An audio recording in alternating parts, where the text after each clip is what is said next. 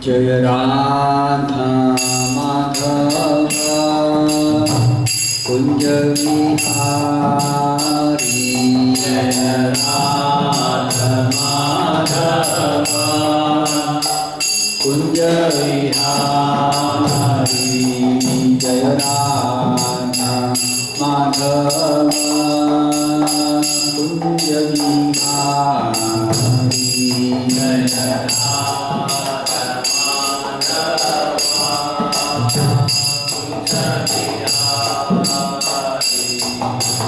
Gopi Jana Vallabha Girivaradhari Jaya Gopi Jana Vallabha Girivaradhari Jaya Gopi Jana Vallabha Girivaradhari Jaya Gopi Jana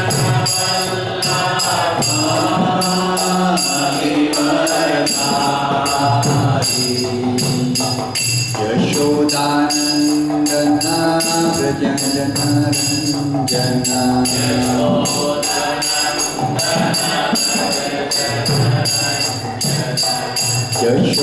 Yashodanandana Vrajana Ranjana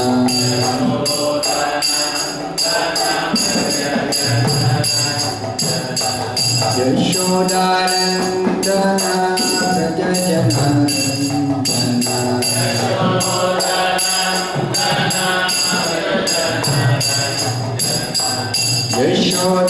Yashodanandana Vrajana Ranjana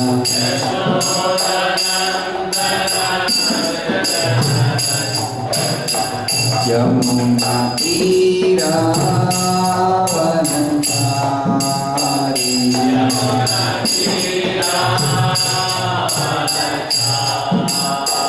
Yamuna Tira Vanantari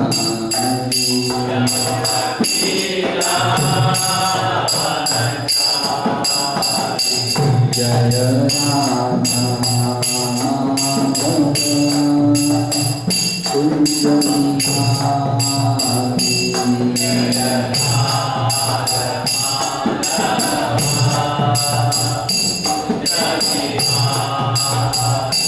Jaya Radha Madhava Kunja Vihari Jaya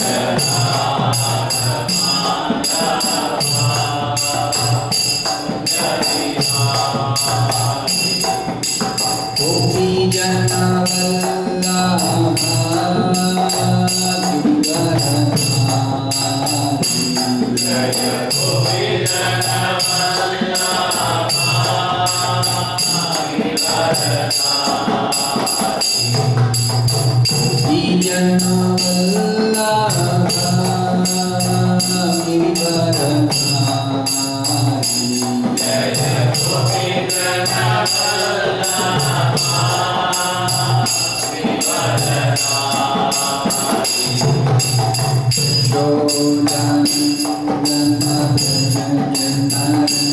Jana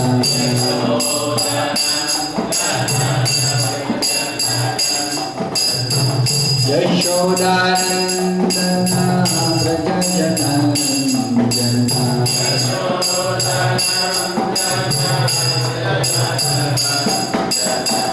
Yamuna Tira Vanachari Yamuna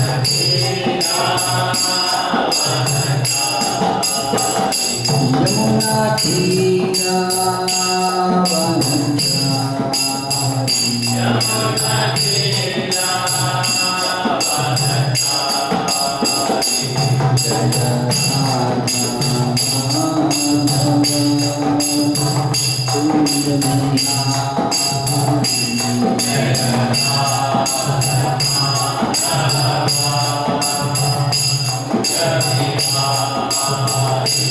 Jaya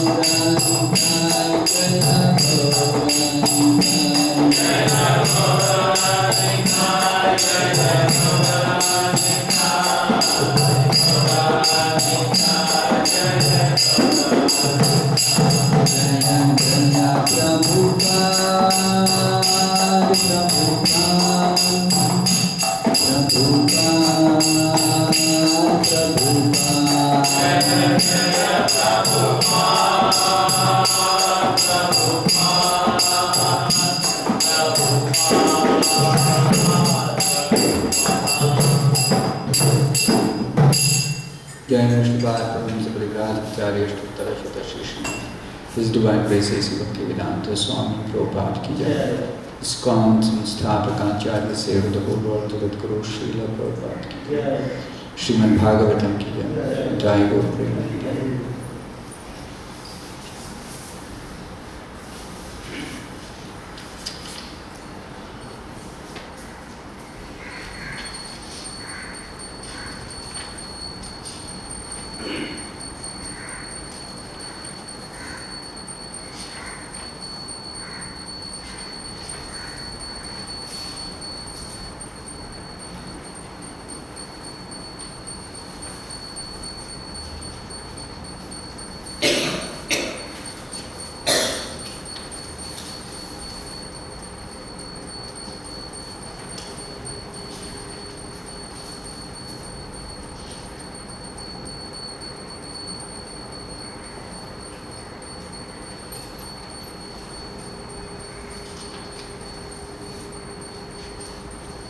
Om Namo Bhagavate Vasudevaya. Om Namo Bhagavate Vasudevaya. Om Namo Bhagavate Vasudevaya. Narayanam Namaskritya Naram Chaiva Narottamam Devim Saraswatim Vyasam Tato Jayam Udiraye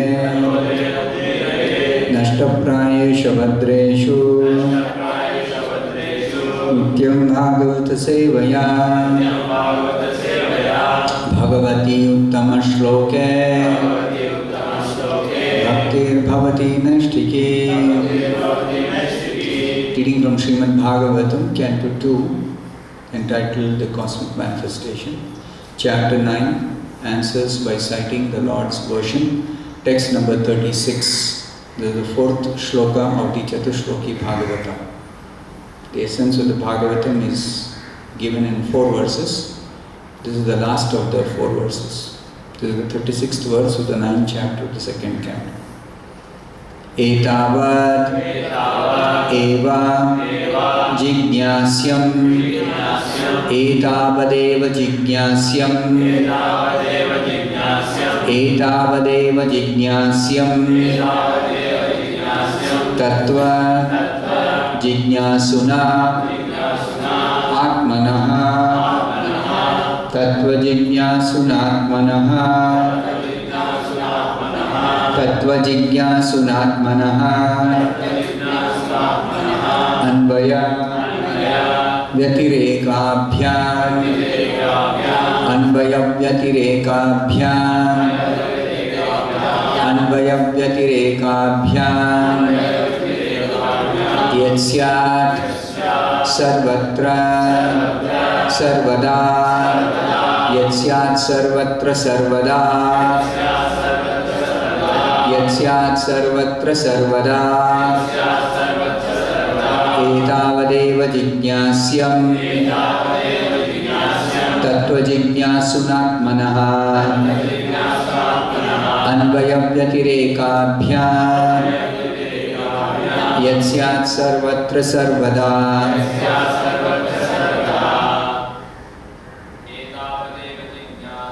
etāvadeva jijñāsyam tattva-jijñāsunātmanaḥ anvaya-vyatirekābhyām syāt sarvatra sarvadā. etāvadeva jijñāsyam tattva-jijñāsunātmanaḥ anvaya-vyatirekābhyām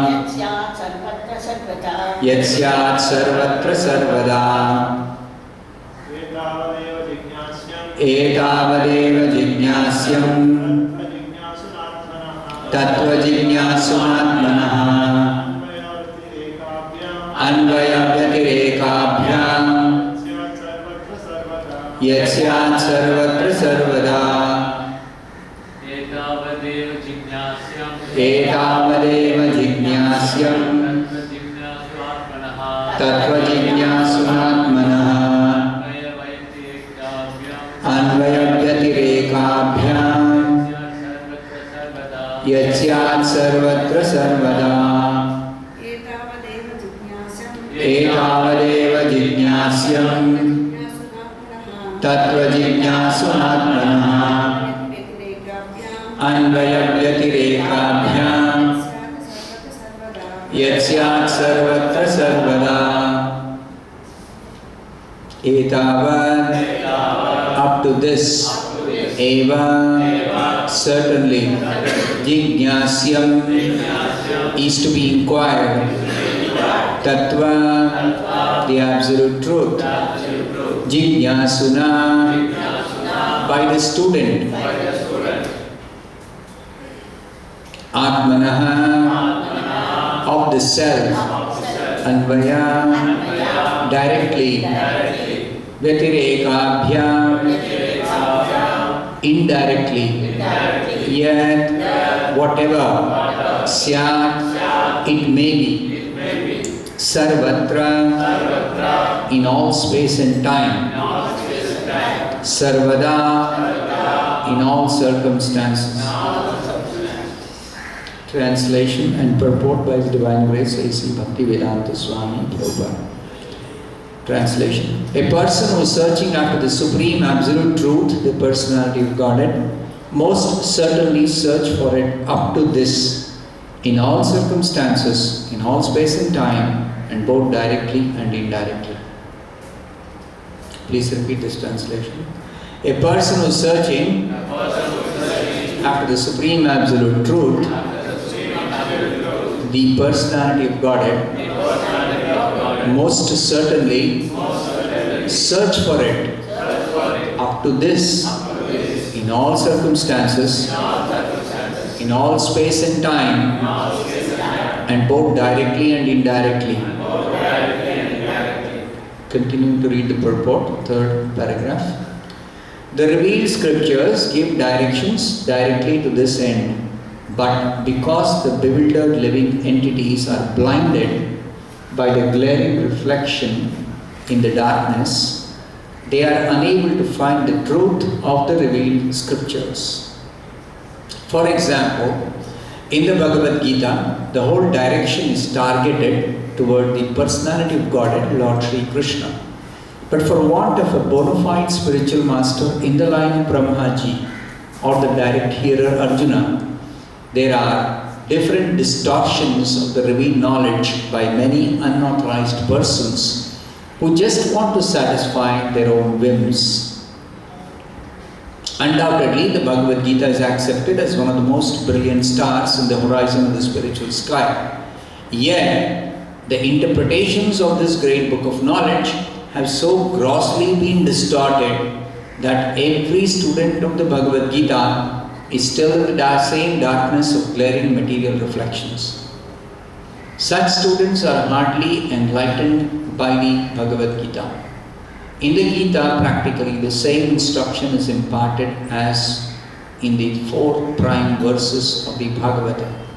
But due to wrong and fashionable interpretations by unauthorized persons, one cannot reach the ultimate conclusion. In the Bhagavad Gita it is clearly said, Ishvaras sarvabhutana hriddeshe arjuna tishtati brahmayan sarvabhutani yantrarudhani mayaya. The Lord is situated in the hearts of all living beings as Paramatma, and He is controlling all of them in the material world under the agency of His external energy. Therefore, it is clearly mentioned that the Lord is a supreme controller, that the living entities are controlled by the Lord.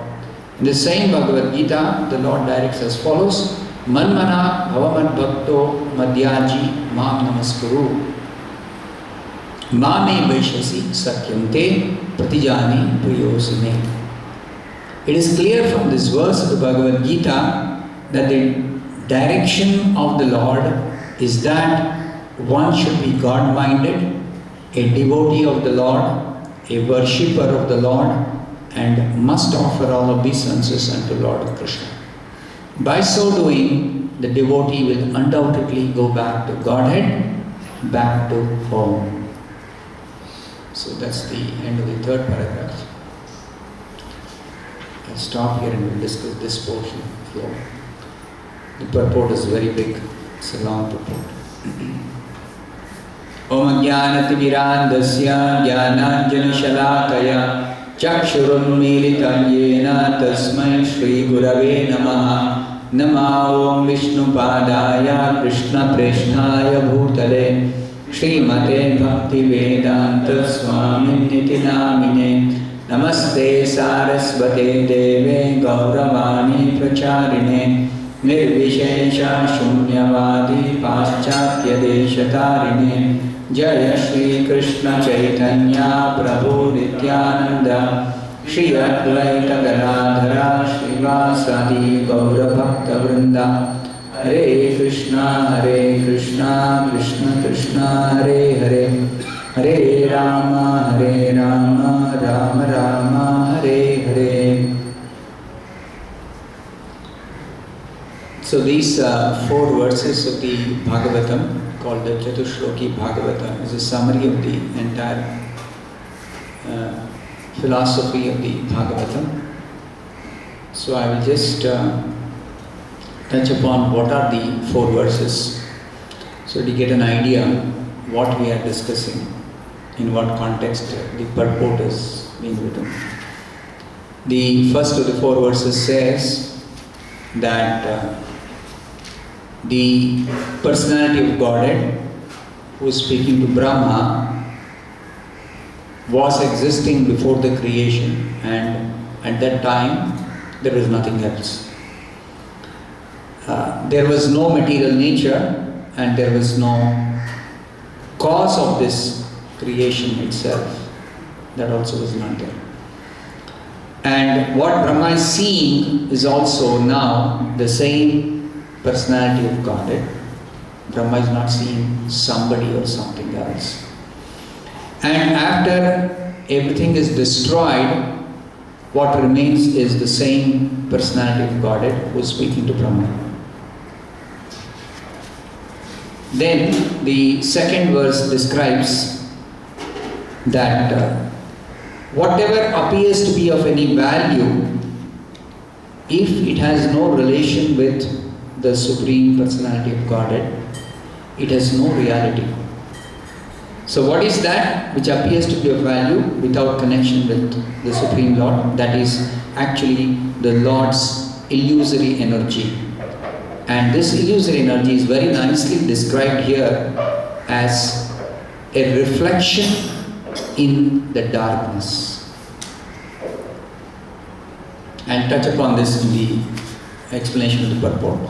Then in 3rd verse it says that just like the universal elements, earth, water, fire, air and sky, enter into this cosmic manifestation, enter into everything that is created. At the same time, these elements are outside of everything. Similarly, the Supreme Personality of Godhead, He enters into everything that is created. At the same time, He is outside of everything. This is the third verse. And the fourth verse is, if anybody is searching after the Supreme Absolute Truth, then they should search for the truth up to this point, till they discover the Personality of Godhead. In all circumstances, in all space and time, and both directly and indirectly. So, these terms are explained in the purport now. So, obviously, the 4 verses are pointing to the Supreme Person. And the Bhagavatam declares that this is the highest understanding of the truth, the ultimate understanding of the truth. Now, how can we say this is the highest understanding? Because somebody else may say something else is higher than this or greater than this. Now, the entire Vedic literature and all the explanations of the Vedas, the Vedanta Sutras, the Upanishads, the different Puranas, Itihasas, all philosophy of the Vedas simply points to this ultimate reality of the Personality of God. And that is what is being explained in all these 4 verses. Now, in this particular verse, the Supreme Lord is describing that if somebody is searching for the truth, then it is likely that they may search for the truth up to a certain intermediate point and wrongly conclude that they have now realized the truth. So here is the direction or the goal that is set for all inquisitive persons who are searching for the truth. What should be the goal of their search? Up to what point they should keep on searching? Now the clue for this is given in the 34th verse, where it says that if something exists and appears to be of value, something appears to be of value means something is appearing like the truth. If it has no relationship with the Supreme Personality of Godhead, it is actually without any reality, because it is illusion, which appears to be real but actually is not real. A very nice example is given in that same verse. I explained this yesterday, I'll repeat it for those who are not present in yesterday's class. If there is sun brightly shining on the eastern horizon, sun is rising, and then there's a big building here. However brightly the sun is shining, just on the opposite side of this building, there will be a shadow of the building. Now, brighter the sun, darker the shadow. You agree? Brighter the sun, darker the shadow. So, even though there is bright sunshine, the shadow region is where there is darkness. There is no light. There is no sunshine in the shadow. There is no sunshine. Obviously, we know this. We can understand this. We can relate with this. But let us say, just above this building, there is some surface which is reflecting the sunshine, the reflection can fall in the area of darkness or in the shadow. There can be reflection falling. Then that portion alone, there will be some illumination. There will be some light in that portion where the reflection is falling. So somebody may look at this dark area and say, oh, that reflection, they may look at the reflection of some light and say, oh, here is light in darkness. Here is light in darkness. Now, somebody who knows the entire setup or arrangement completely, the sun, the building, the reflection, the darkness or the shadow, and the reflector reflecting everything, they can understand what's going on. The real source of light is the sun. And it is because of the sun that there is a shadow. If there is no sun, there is no shadow. It is because of the sun there is reflection. And the whole thing is ultimately because of the sun only. Because of the sun there is bright light. Because of the sun there is shadow. Because of the sun there is reflection. So what is the actual ultimate cause of the shadow, the reflection, the bright light, everything? It is the sun. But somebody does not know the entire thing. They just confining themselves to a limited area where there is darkness. Then they cannot understand that that light they are seeing in the darkness is not a real source of light. They cannot make out.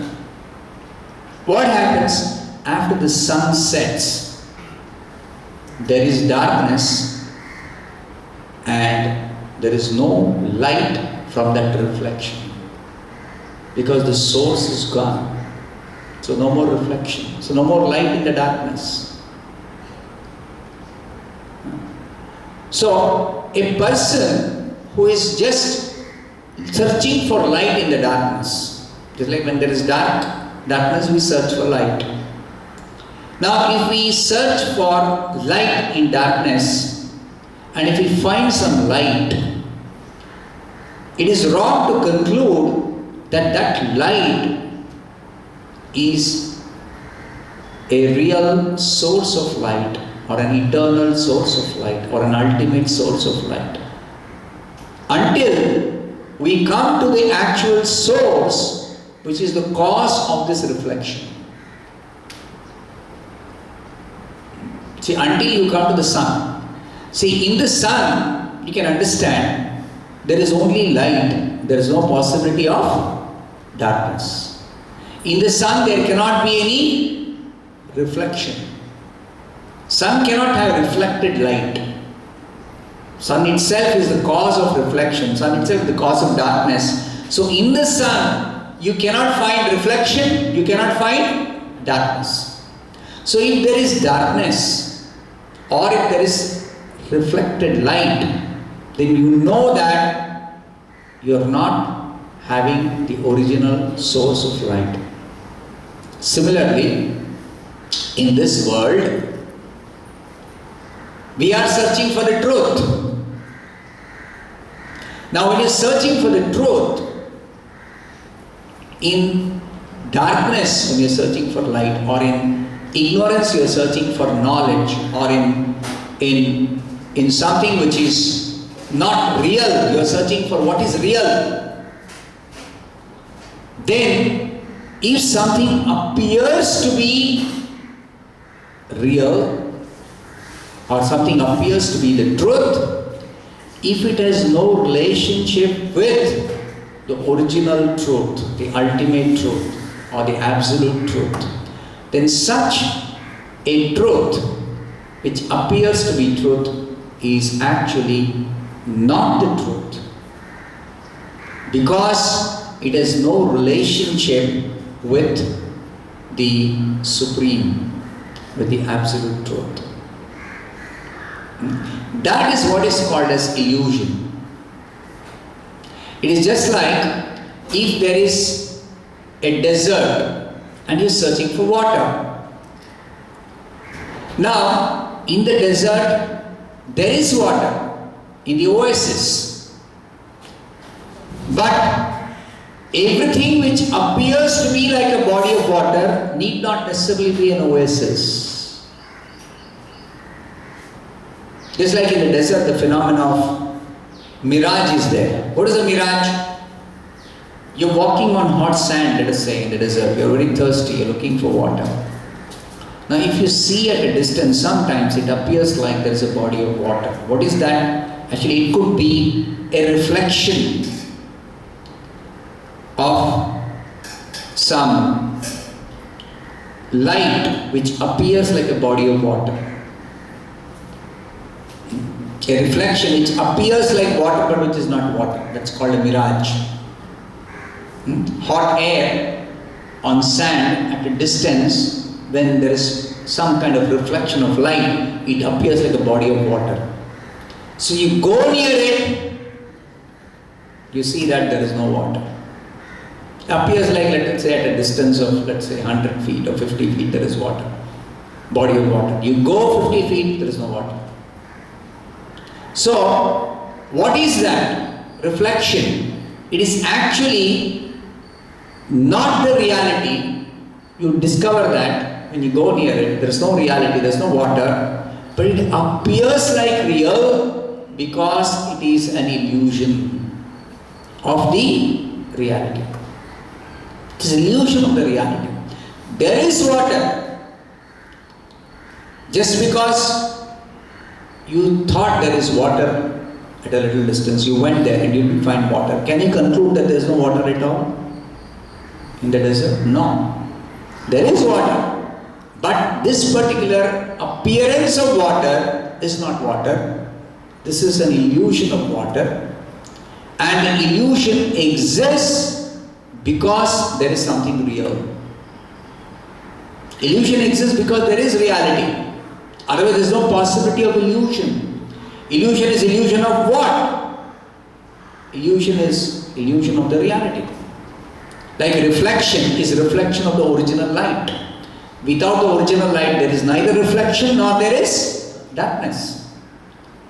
So, ignorance is absence of knowledge, and something which is illusory knowledge is also not the truth, not the real knowledge, but illusory knowledge also exists because there is real knowledge.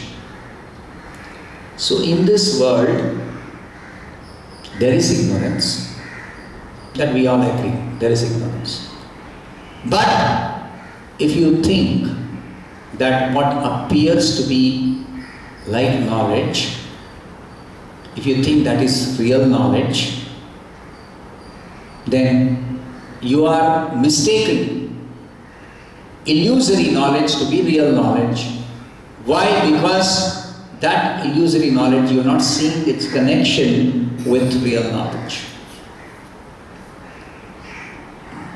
To give an example, if somebody is searching for what is truth in this material world, then they study.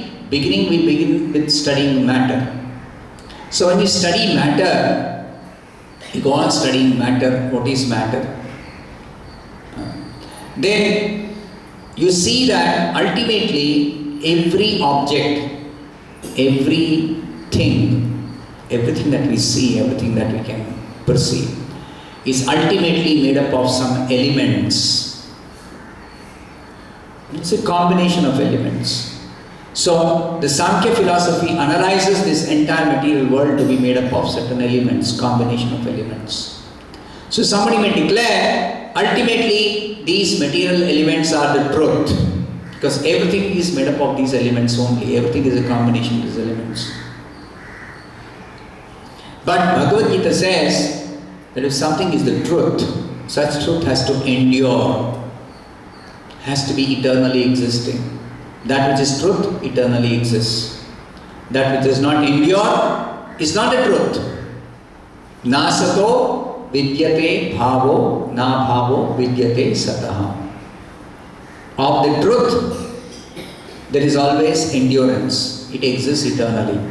And that which is not truth will not exist eternally. So we know that matter does not exist eternally. Matter is subject to destruction. Even the elements are subject to destruction. Even the elements are subject to destruction. So what remains after, everything is destroyed.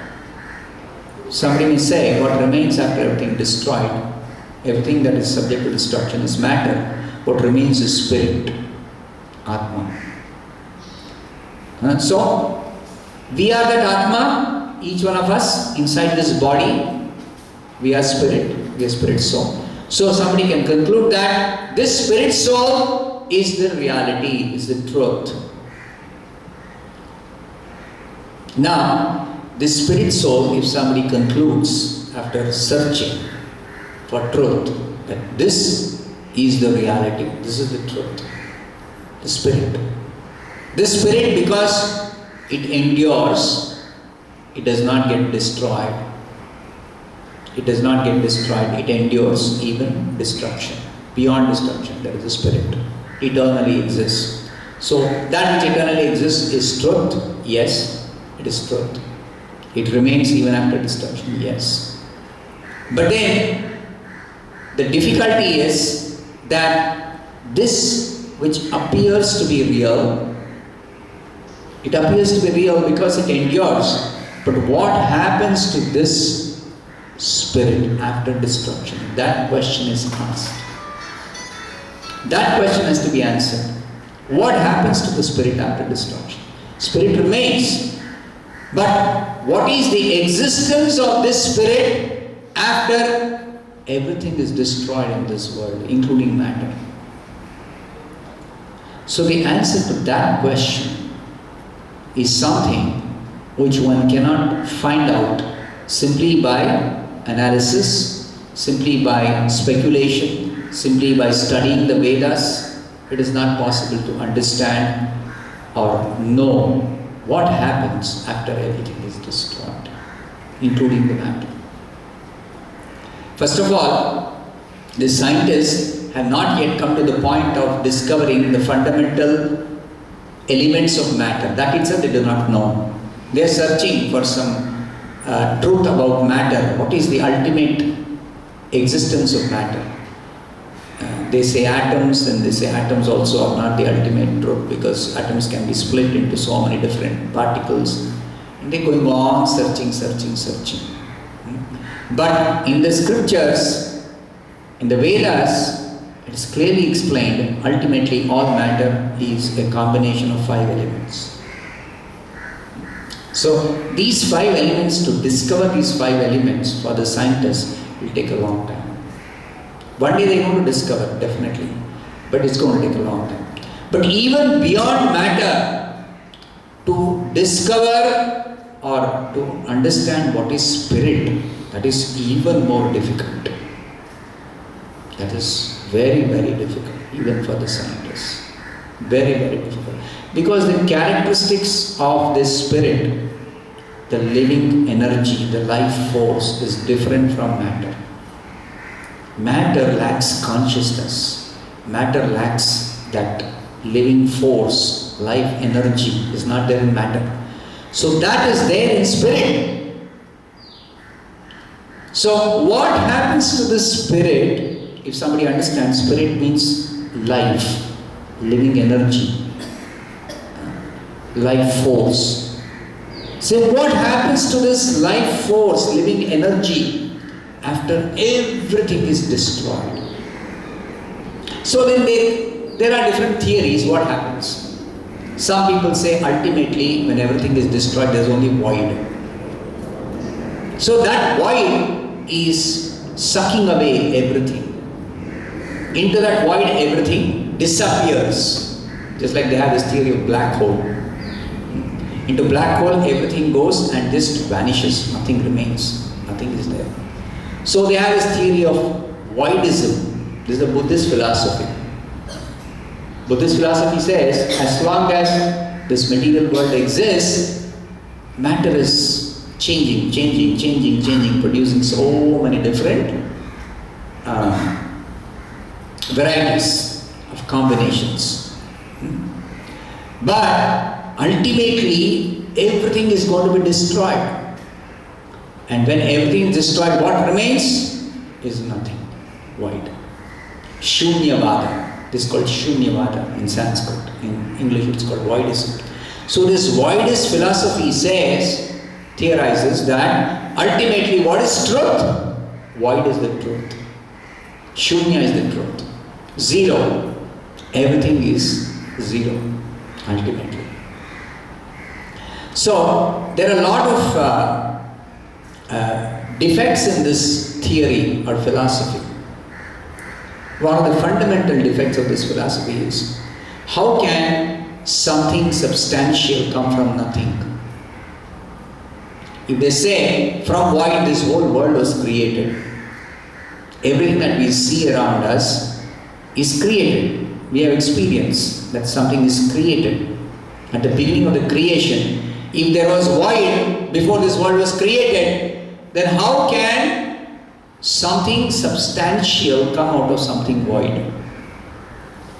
How can matter, which was generated at the beginning of creation, come out of void? Even if they somehow theorize that matter is something which was created but actually does not exist, it appears like it exists, then how can spirit, which is actually eternal, always exists, is never destroyed, is different from matter? How can spirit come out of void? So there is no proper, rational, reasonable explanation or understanding of this void philosophy when it comes to studying what is the source of this spirit. If somebody then concludes that ultimately spirit itself is the ultimate source, what we can study or analyze as the spirit, which remains through all the destruction or through all the changes, that spirit is the ultimate truth, ultimate reality. That's the ātmanaḥ philosophy, that's the impersonal philosophy, that the spirit is ultimate truth.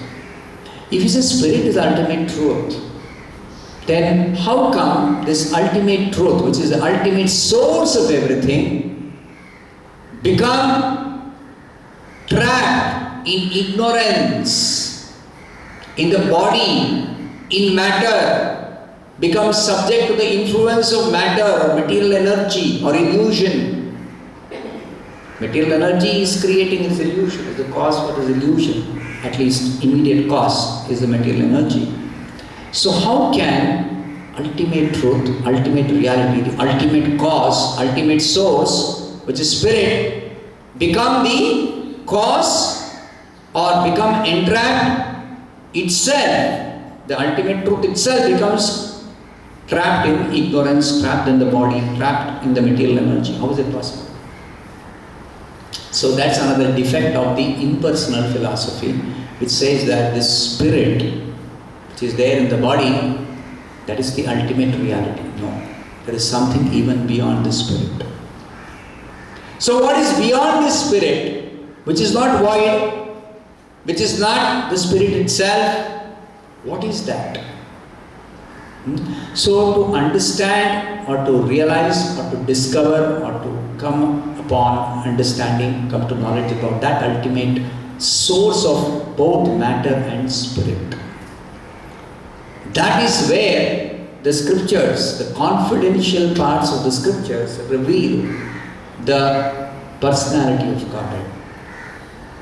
The personality of Godhead, Vishnu or Krishna, who is beyond both matter and spirit, who is the source of matter and spirit, who is the controller of matter and spirit, who exists even when everything is destroyed, who is the basis of everything in existence. From him everything is coming.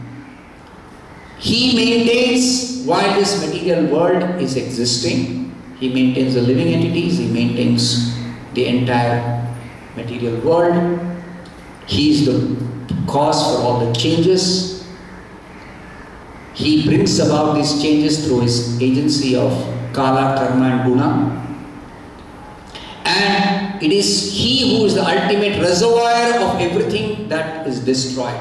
When everything is destroyed, everything enters into him.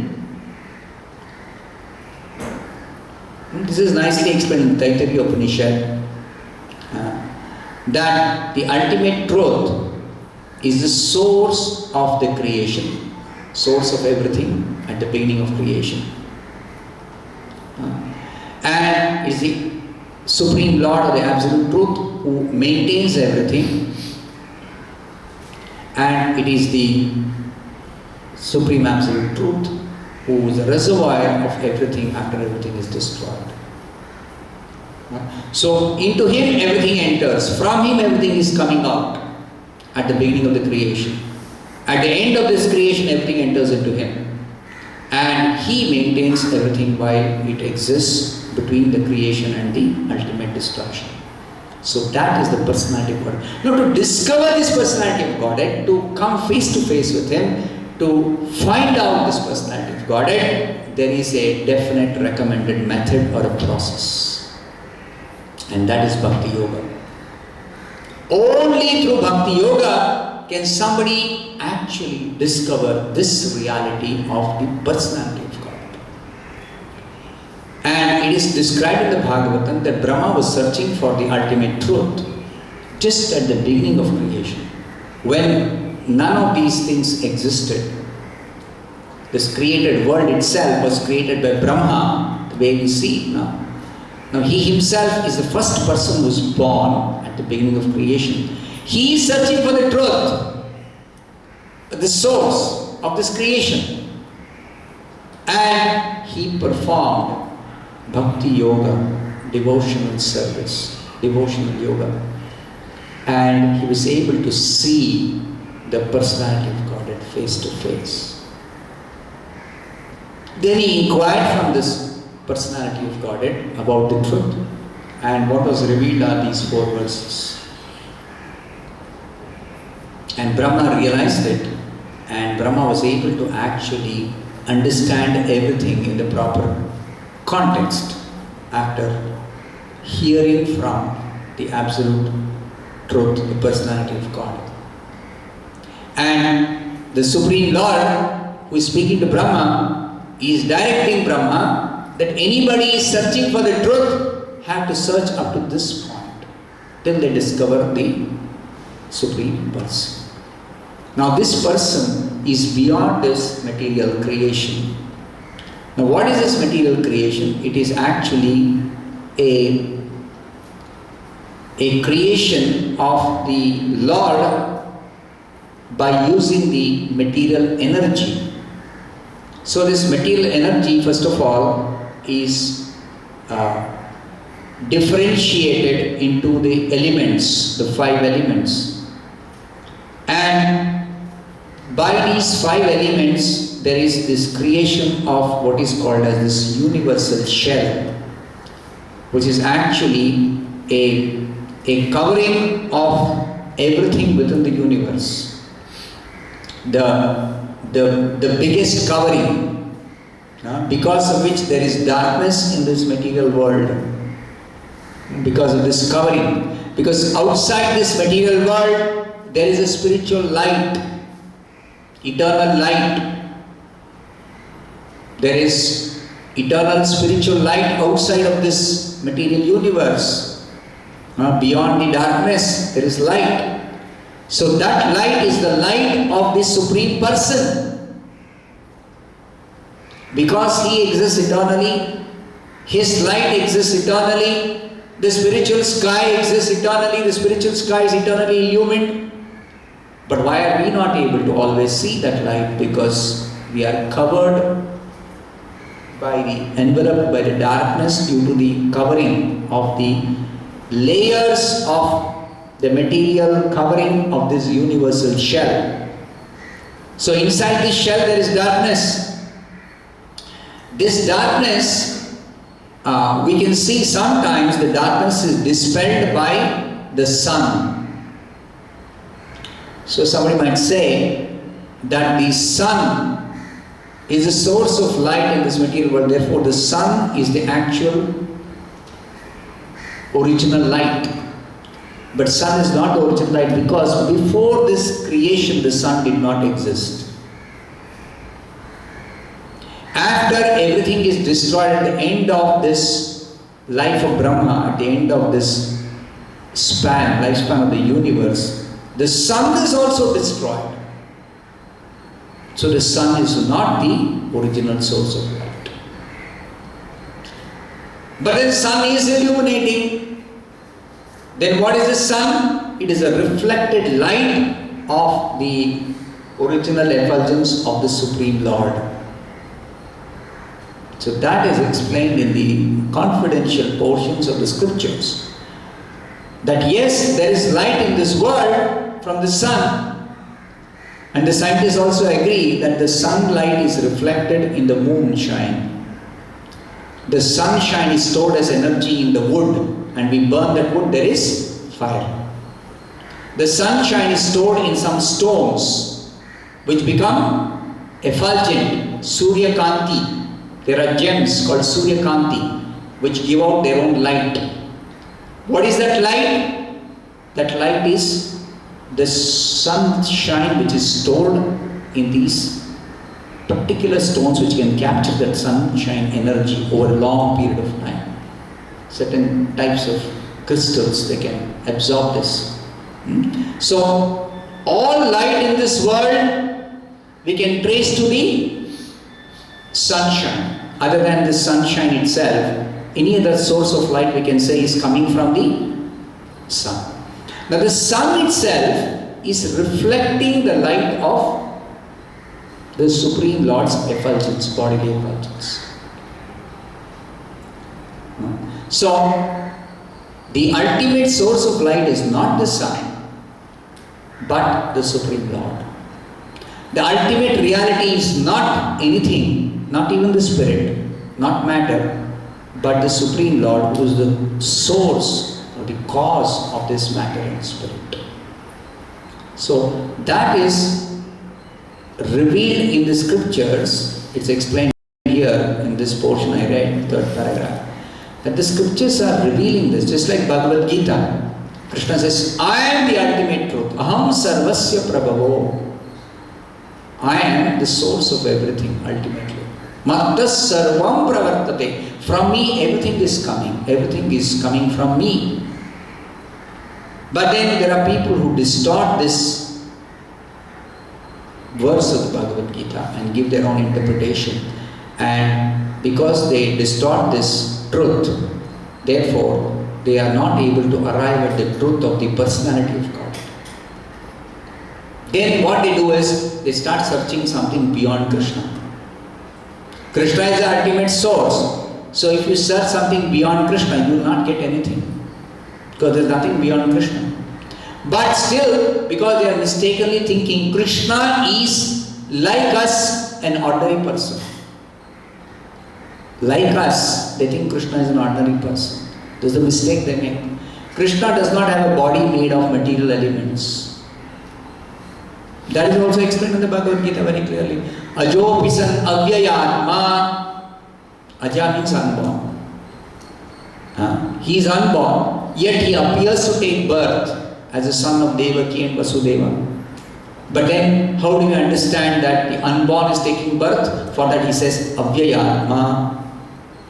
He is got a transcendental body which simply becomes visible to us, which is always present, which is never deteriorating.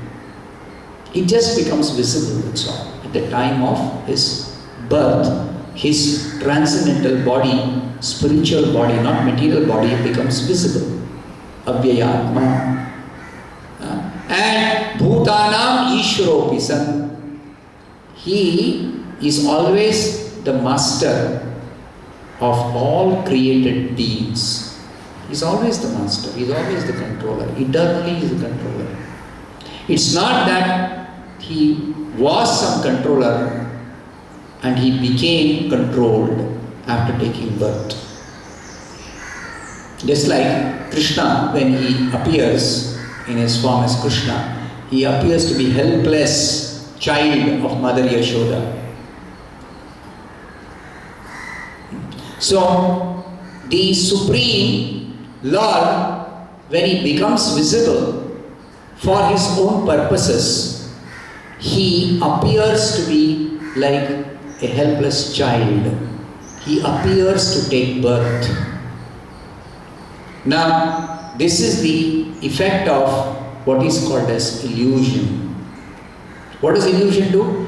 Illusion presents the truth as something which is not truth. Illusion may present something which is not truth as truth.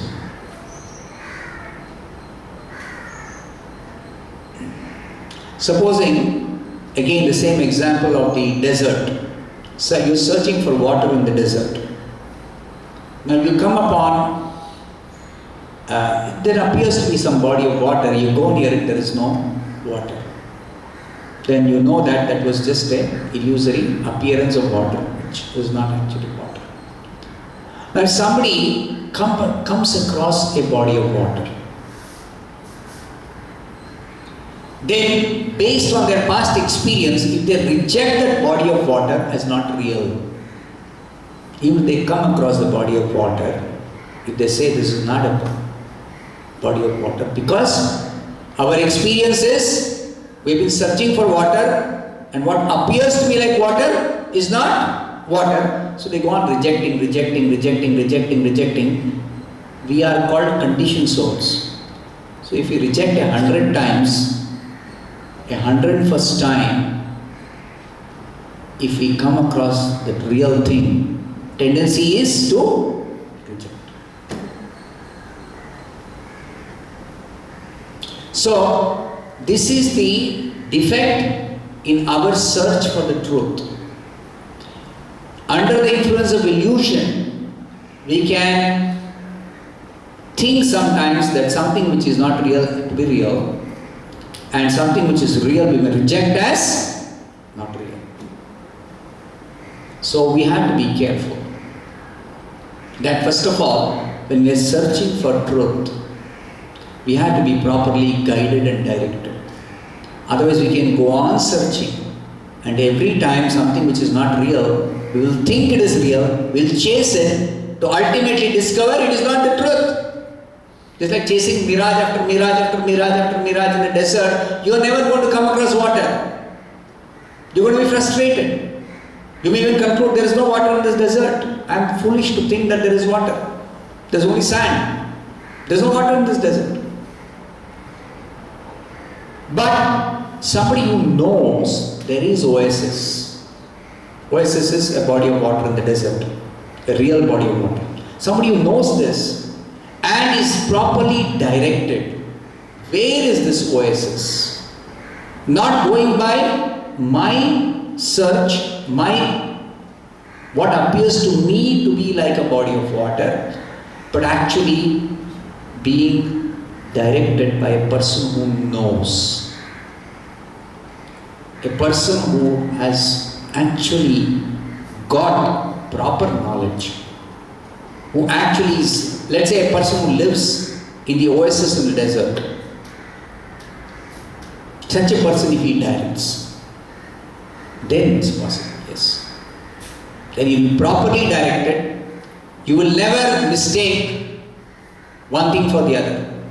You will properly come across, and even ultimately your thirst, because your desert is a place where there is no water generally found, so you become thirsty, you search for water. Then when you drink water, your thirst is quenched. It is your real experience. So it is not that you have to psych yourself that there is no water, I have to somehow manage without water, or that you are searching for water, you are not getting water, but actually in a oasis there is real water, and you drink that water and you actually quench your thirst. Then you can, if you stay in the oasis, it is possible that you can instantly quench your thirst, so much so that you will never again become thirsty, that you will start looking for water, where is water, where is water, where is water. No more search. After that the search is finished. It is just like somebody is going after a mirage. When they discover the mirage is not there, there is no water in the mirage, then they keep searching, continue the search. Or they may decide not to continue the search because they have been not able to find water. So they stop searching, they are frustrated. None of those things will happen when you actually come across a oasis. Your search stops, but you are not frustrated. You got real water. You actually quench your thirst. You're not in illusion about water anymore. Because you come across the reality. That is the experience. Something similar you can say, when you meet the personality of Godhead, no more ignorance, no more illusion, no more destruction, no more creation, no more maintenance, no more temporary reality. None of these things will be there. That is absolute truth. So that absolute truth you can discover by Bhakti Yoga, and Brahma exactly did that practice of Bhakti Yoga to actually discover the truth. And Brahma is instructing in this parampara. So unless one actually approaches a bona fide spiritual master in the line of Brahma or in the line of Arjuna, who heard the Bhagavad Gita originally from Krishna, one cannot expect to understand simply by reading or studying or simply somehow trying to understand by one's own research or one's own efforts what is there in the Bhagavad Gita. You can have all kinds of theories about what is said in the Bhagavad Gita, but you will not understand it. Krishna is the truth. Krishna is the reality. Because Krishna can easily be mistaken for a person of this world. There will be so many arguments people can put forth to say that Krishna is actually like you and me, or at best he is a superhuman, but he is also subject to destruction. Then they say, oh, he was born 5,000 years ago, now he is not existing. He died. One hunter shot an arrow and he died. Bhagavatam itself describes that. Krishna was shot at a hunter shot an arrow at a stone, and then Krishna died. So Krishna was born, Krishna died. And Bhagavatam describes birth of Krishna. Bhagavatam describes hunter shot an arrow, and then Krishna is no more. Krishna is not there. So how do you say he is the ultimate truth? How do you say he is a transcendental person? So this is revealed in the scriptures for those who are able to approach the scriptures in the proper parampara system. What is the truth behind Krishna's form? What is the truth behind his birth? What is the truth behind his disappearance? We say disappearance. Krishna does not die. He doesn't have death.